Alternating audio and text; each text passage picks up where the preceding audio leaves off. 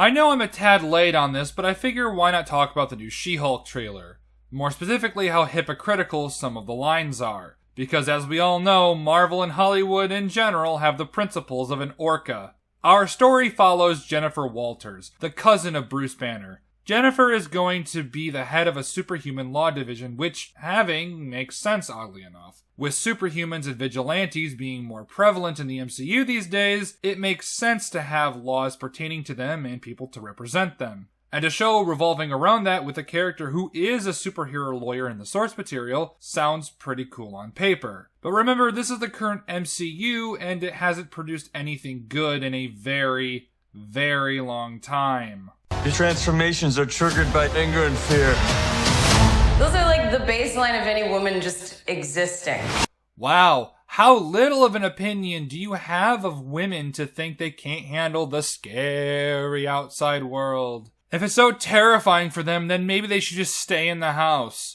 And instead of Bruce giving a life-saving blood transfusion like in the comics, it appears she actively decides to experiment on her body for her job, I guess. That seems really fucking stupid if you ask me. And apparently the creators toned down her muscles. How very regressive of you, Marvel, appealing to the sexist female beauty standard. Seriously though, if you think that's going to appease fans, then you don't know that true men and women, not judging, of culture love muscle mommies, and She-Hulk is the poster child. Also, certain people want clickbait article titles to feed their dying sites. People already found her attractive with her muscles, because, she didn't look like a roided up bipedal donkey and still looked like a fucking woman. And this is why journalists should be loaded up onto. Apparently growing to 6'7" also doesn't rip your clothes if you're a woman. What's wrong with showing a woman's body, Marvel? You could be an Avenger. Oh, I'm not a superhero. That is for billionaires and narcissists and adult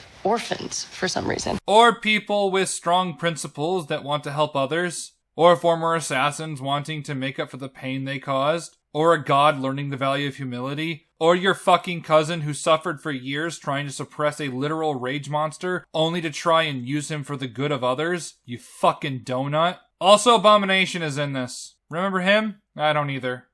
Is there anything more depressing than dating in your 30s? What's wrong with the woman dating in her 30s, Marvel? Women don't have to get married and have a child in their 20s, perpetuating the usual sexist societal standards, are we? But seriously, there's literally nothing wrong with dating in your 30s.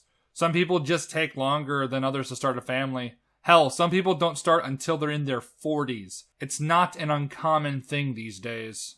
Other than those choice lines and decisions, the trailer is pretty uneventful. As for the character of She-Hulk herself, after a brief glance at the source material, I found her endearing and charming. I still don't know too much aside from the fact that she breaks the fourth wall before Deadpool started doing it, and that she's been done a disservice recently in the comics, but who hasn't really? I am very interested in reading some of her stories though. And no, it's not just because I'm a man of incredibly refined taste. And for the show, I may actually watch it. Granted, I'll be letting down my sails and setting across the seas because Disney ain't getting my money.